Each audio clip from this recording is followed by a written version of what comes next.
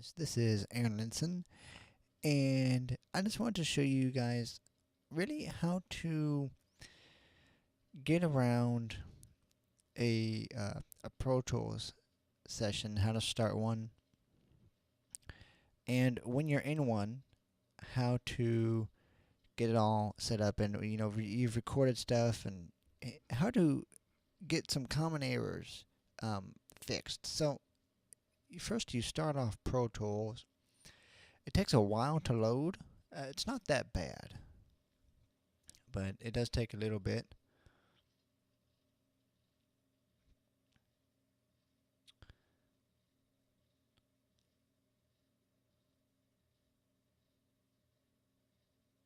And sometimes it waits forever and ever and ever and ever.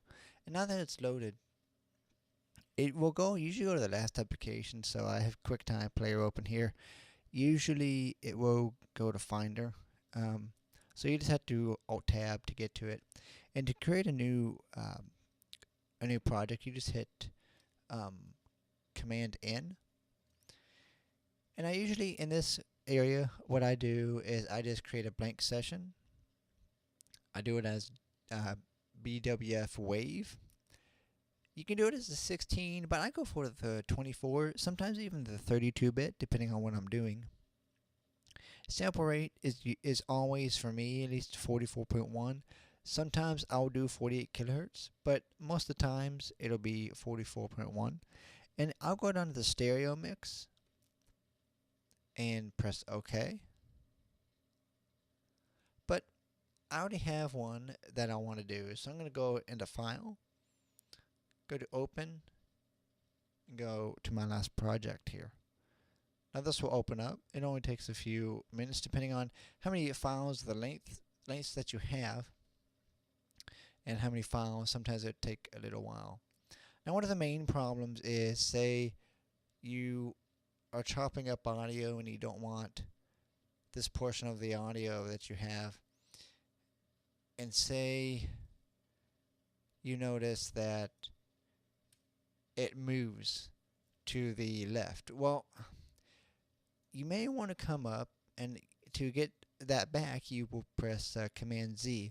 You will probably want to come up and look at this is what I call your clip deleting area. If it's on shuffle, that means that it's going to shuffle back. It's going to move your clip.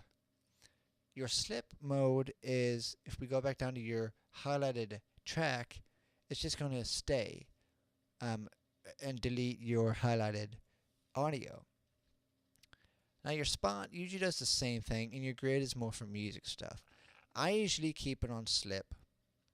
Sometimes it turns into shuffle, and sometimes I realize it, and I usually end up putting it back onto slip. So another thing I like to do is take all the dead air space, all the lines that are just blank, and just take it out, because then that conserves space and looks good for markers. And let's see if we have any more dead space here. Not really. Really don't have any dead space. Now say the song will start in a few seconds. So say we wanted to get the song started right away. We can highlight. We can do what's called a group. So we go over here to groups, and you see there's all selection.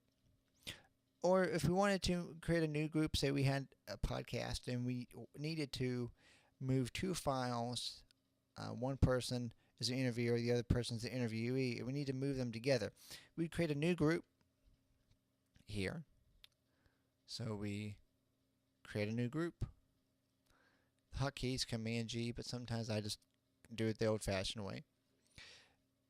I just name it. I just keep the name whatever it names it, unless know that I need to be really specific on what it is.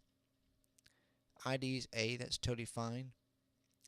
Another type, you can edit, mix it, or edit and mix it. I usually keep it on edit and mix. There's no reason to change it. Now you're linked within groups. These are mutes, solos, send levels, and send mutes. And I just keep all that checked. And the current thing in the group is the mandolin. So let's go ahead and remove that and say I just wanted to have the two guitars. So the guitar 1, the guitar 2. I can't do shift and click because that'll select the bass too. So I need to do it individually. Add guitar 1 and add guitar 2. And so we can do that. You can use track selection for the XML. It makes an edit window. I just don't even touch that. And so now that that group is selected, what we can do is we can move the faders in the group, and they'll be the same. Now you noticed that those two faders are totally different. So it doesn't matter. They won't come completely with level with each other, but they'll still move independently. They'll still move, not independently, I'm sorry. They'll still move with each other. So let's put them right about there. Do that. Now you can also delete the group. So if I don't want this group, I can just hit the little down arrow beside the groups and delete the active group. And it will bring up a dialog. Deleting this group is not undoable. Do I really want to do it? And yes, in this point, I do. Now let me show you another really cool trick that I use all the time. Your faders, or at least my faders right now, are at different levels. My mandolin fader is at a different level than my vocal fader. So what if I wanted to get all of the faders at the same time to the same level? Well, I'd highlight all of the track names. So I do a shift and a click, and I'm using the trackpad. So I do shift and click on the trackpad, and everything is selected. Hit Option, and hit one of the faders, and they all should go back to normal.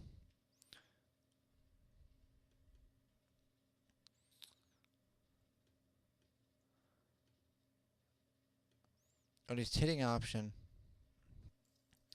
they should go back to normal. Maybe they had to be all selected. Okay, so let's see. Let's actually move some of these. And let's get the all selected here. Let's hit Control, Option and click, and they all moved back. So that's how you do that.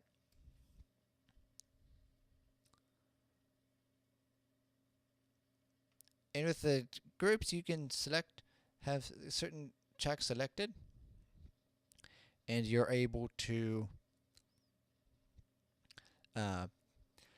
you are able to mute and solo and record both tracks as well, and the other tracks won't be affected. And what about volume? Sometimes you need to adjust volume on a certain track, and sometimes you need to make one track lower than the other. Say you have a podcast and the voice is your person is speaking, but you want to insert a little bit of music underneath his voice, and you don't know how to do that. So you click this down arrow button below your track here, and the tooltip shows Show Hide Automation Lanes. Now this is really cool. So what you can do here is, if you hit escape and bring up your little pointer here, you can add a marker. I like to call them a dot marker. And so you just say you add a dot marker, and you add this other dot marker, and then these two markers you can dip down, and move. So let's say you kind of want it to swoop the guitar, first guitar to swoop down. So if I listen to it, and if we listen to it here, and if we look at the first guitar track on guitar 1, watch the fader as it goes down.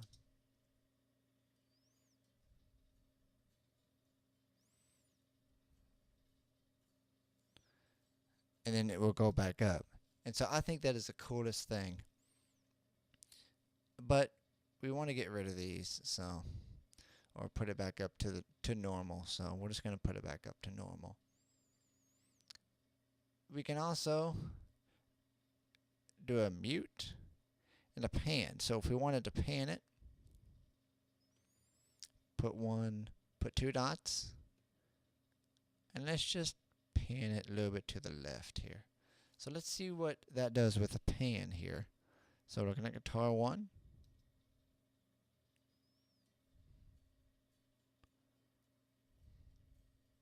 And if you notice, that panned it really quick. Actually, let me make that a bigger pan here. And move this pan over just a bit.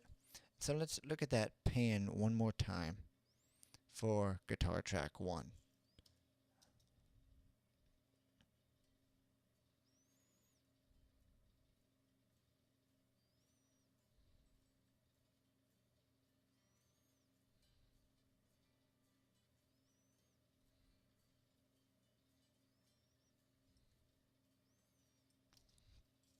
And so that's really cool. I really, really like that.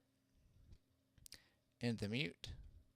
So if we needed to mute it, say you can put a button there and a marker button there. And that little half is muted. So let's go to watch guitar track 1.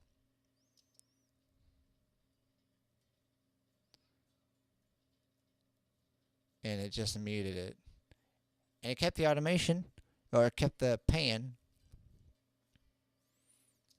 which is pretty sweet. Let's go back up to volume. Keeps the volume the same. So that's a pretty useful tool.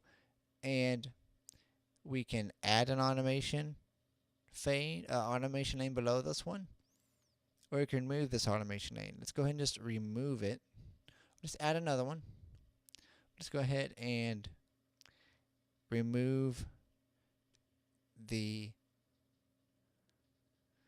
volume. Let's go ahead and add the pan. And as you can see, it keeps the pan and the mute. So let's go ahead and delete the mute, delete the pan. We're left with the volume. The volume's the same, and nothing will get changed since we deleted that. So it's pretty cool. They stay the same. So that's pretty awesome.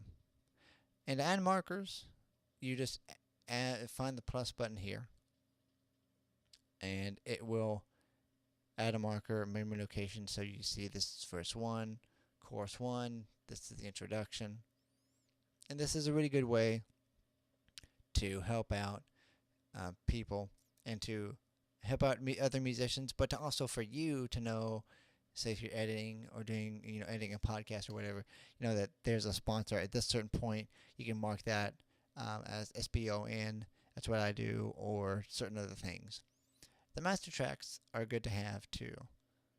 So let's look at your edit view, your window. So this is everything you can have. You can have your inserts A through E, so you don't all your inserts, your sends, your mic preamps, and everything. So you don't have to always go back to your mixer window here to add all this stuff in.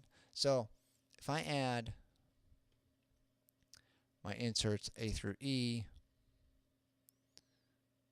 here, then I can add certain inserts and be totally fine, and not have to go to my mix window with Command and equals all the time to check my inserts or to add inserts or delete inserts as well. So that's just been a look at basic Pro Tool functions. So if you like this video, give it a thumbs up, rate it, subscribe. Let me know what you guys want to see. And this has been really interesting for me.